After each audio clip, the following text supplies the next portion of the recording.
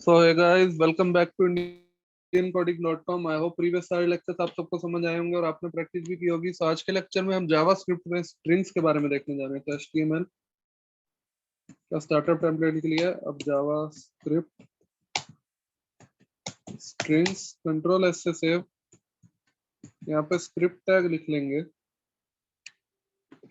Script tag के अंदर आपको पता ही है वेरिएबल में स्ट्रिंग कैसे डिक्लेयर करते हैं। Var x is equal to this is a string.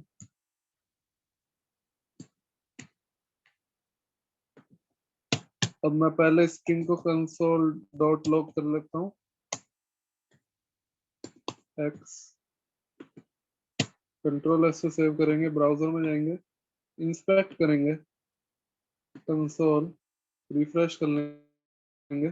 This is string, देख सकते हैं लिखा आ गया। तो स्ट्रिंग आपको जैसे कि पता है, ये दो स्ट्रिंग ऐड करेंगे तो भी स्ट्रिंग ही वैसा का वैसा बना रहेगा। स्ट्रिंग की लेंथ हमें जाननी हो तो हम क्या कर सकते हैं, कॉपी करूंगा या डबल कोट्स लिखूंगा, length, length of string is, अब यहाँ क्या लिखना है, कॉमा एक्स डॉट लेंथ।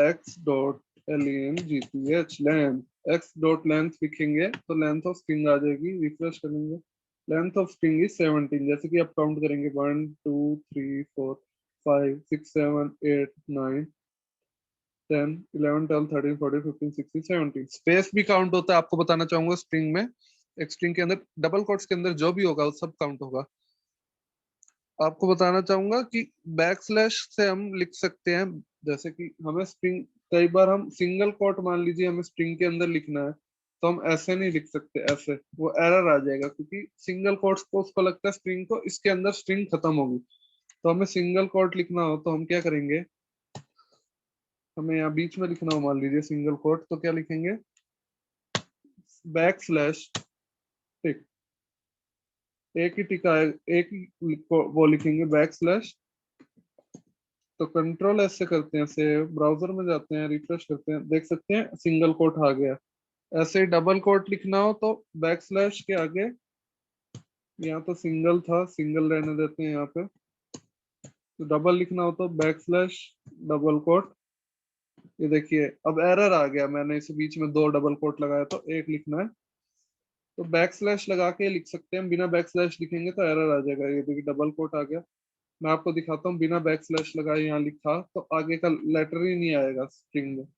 देखिए एरर आ गया, बिना बैक स्लैश लगाए लिखा तो हमें बैक स्लैश लगा के लिखना है।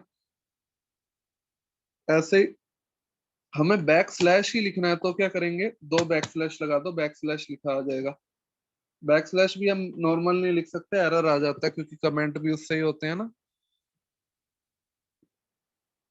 तो आपको समझ आ ही गया होगा बैक स्लैश कैसे लगाते हैं। ऐसे ही बहुत सारे और भी कोड लाइन होते हैं स्ट्रिंग के, जैसे कि मैं आपको बताता हूँ। बहुत सारे और फंक्शंस होते हैं, जैसे कि डबल इक्वल टू ऑपरेटर से हमें पता लगता है स्ट्रिंग दो इक्वल हैं कि नहीं है। अगर दो स्ट्रिंग इक्वल होंगी तो हम इफ एल्स लूप में उसको यूज कर सकते हैं। सो यही कुछ बहुत सारी प्रॉपर्टी होती है लेंथ की, जैसे और भी प्रॉपर्टीज होती हैं स्ट्रिंग की। आगे के लेक्चर्स में आपको सब बताऊंगा। मैं आज भी बता ही देता हूँ, स्ट्रिंग की थोड़ी और प्रॉपर्टी बता देता हूँ। जैसे कि सर्च होता है, मैं आपको बताता हूँ। where b is equal to str, माफ कीजिएगा str में x डॉट सर्च,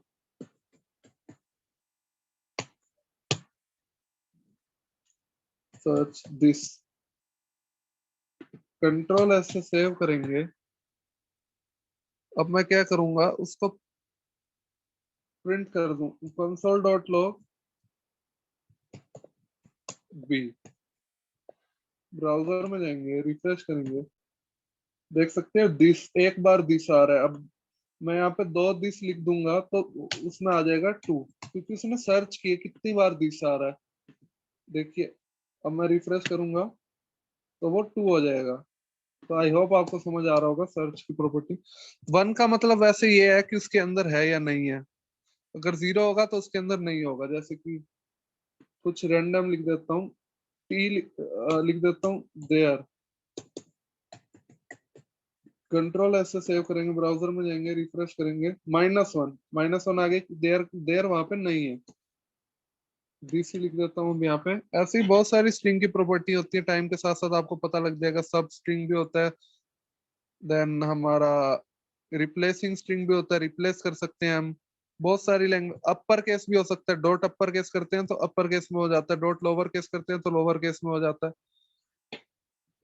तो ऐसी बहुत सारी स्ट्रिंग की प्रॉपर्टी होती है, बट इजी होती हैं सारी। मैं आपके लिए जस्ट अ मिनट, मैं देखता हूँ कि मैं चार्ट डाल सकता हूँ स्ट्रिंग की प्रॉपर्टीज का कि नहीं। अभी मैंने प्रिपेयर तो नहीं किया, तो मैं आगे के लेक्चर्स में डाल दूंगा। So that's it for today's lecture. I hope you got all the points I explained about string. Still, in case of any doubt or query, you can place that in Q&A section. Thank you.